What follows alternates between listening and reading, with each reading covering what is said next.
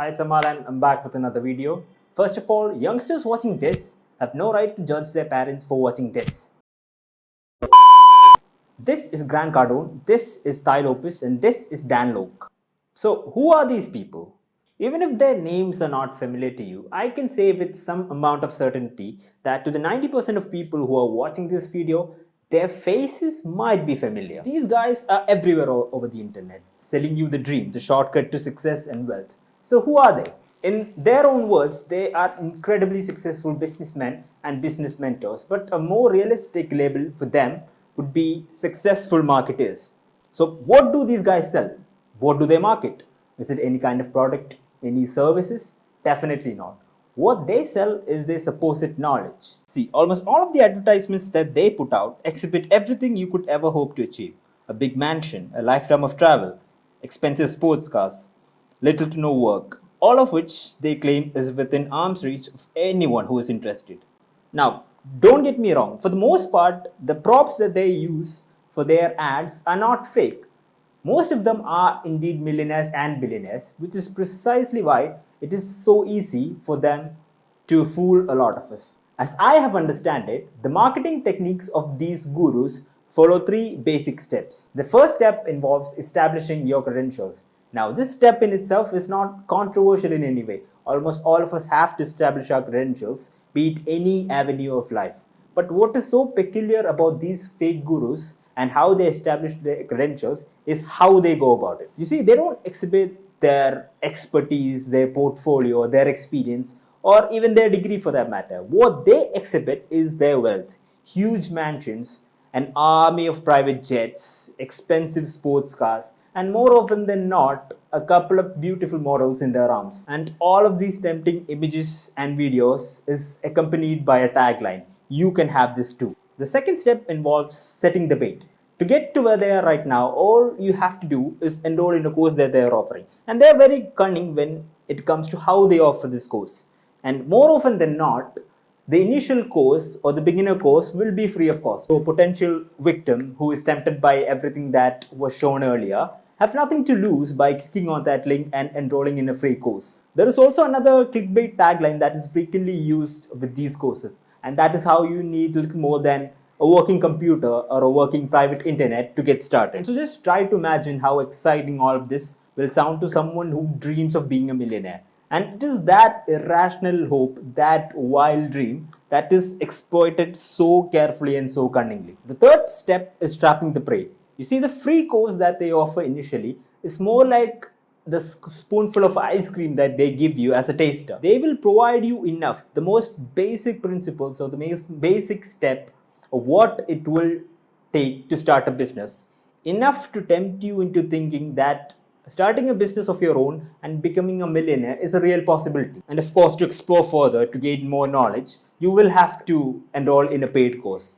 Now, the fees or the payments for these courses can vary anywhere from between $30 to the thousands of dollars. Just to clarify, the mention of paying money for a course is enough to turn away the lion's share of people who are looking into this.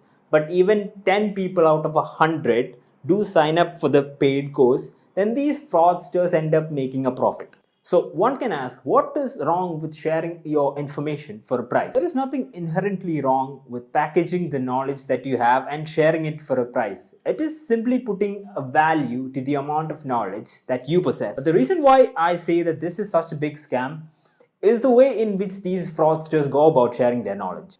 For example, if you are signing up for an online course to learn a new software, say Photoshop, and if the price of the course is 1,000 rupees, then in exchange for the 1,000 rupees that you are paying, you are learning or you are getting to learn a brand new software.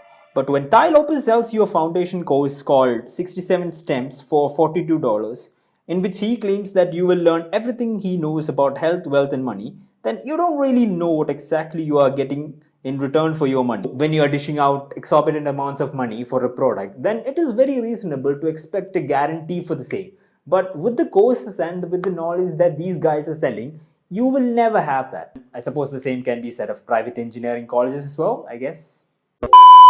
So when laid out like this, all of these facts seem pretty obvious, which raises another question. Why do people keep falling for these scam artists? Because one simple fact, everyone wants to be rich, but hardly enough people is willing to work for it. So when someone comes into your screen offering all the riches in the world which you can make while sitting in the comforts of your bedroom, it is really hard not to click on it. This is Dan Lok, arguably the biggest scam artist among these fake gurus. The internet is filled with stories of people being tricked into attending his courses and lectures only to realize that their money, their hard-earned money, might have as well been flushed down the toilet. In a particularly harrowing incident, one individual lost almost $26,000, which is around 20 lakh rupees to this guy. But visit his website and you will be impressed. It screams of professionalism and expertise. But take a closer look at all the descriptions and the wording, and you will realize that it's nothing more than a string of ambiguous words strung together in order to confuse the reader. Grant Cardone's face might be familiar from the scores of generic motivational quotes about hustle and money that your cousin shares when he starts a part-time job. When I mean generic, I mean top of the line generic. Get serious about your money. Thank you for that advice. I don't really know what I would have done without it. Do what others refuse to do. Tai Lopez is so far my favorite because of this single video. Here in my garage, just bought this new Lamborghini here. It's fun to drive up here in the Hollywood Hills. But you know what I like a lot more than materialistic things? Knowledge. In fact, I'm a lot more proud of these 7 new bookshelves that I had to get installed to hold 2,000 new books that I bought.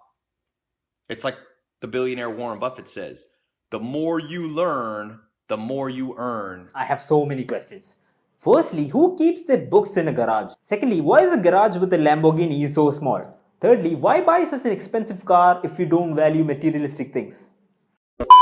One of Tai Lopez's most outrageous claims is that he finishes reading a book every single day. There is 24 hours in a day. How he gets enough time to finish reading a book every day, manage his $1,000,000 empire, and get enough rest is beyond me. And I thought about it, and the more plausible explanation for this claim is that he reads summaries of a brand new book every single day, which is not exactly the same as finishing a book, right? And so to conclude this video, it is important to reiterate that these guys are in fact millionaires, even when some of them have been accused of renting out cars and mansions to make it seem like they have more wealth than they actually do. But even that being said, they have more wealth than most of us can ever hope to achieve. So the question becomes, what is the source of that wealth? People around the world, all of them have one single aim in common, and that is to increase their wealth.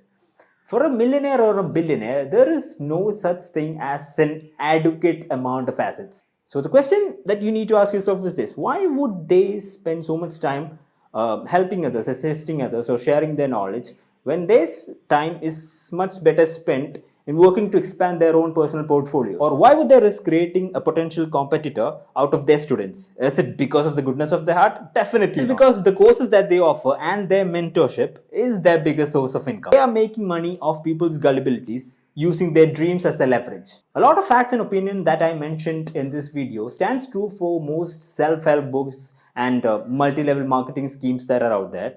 And I hope to cover all of them in detail in another video. So that's it for the video. If you like the content, click on the like button and share the video. And make sure you subscribe to my channel. Thank you.